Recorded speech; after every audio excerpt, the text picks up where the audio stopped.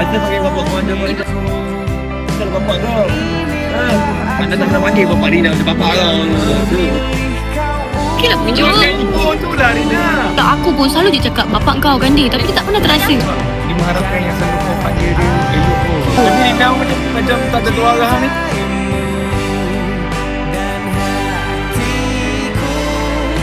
Korang betul nak letak gambar kenangan kat Singapura. Terima kasih kita letak gambar.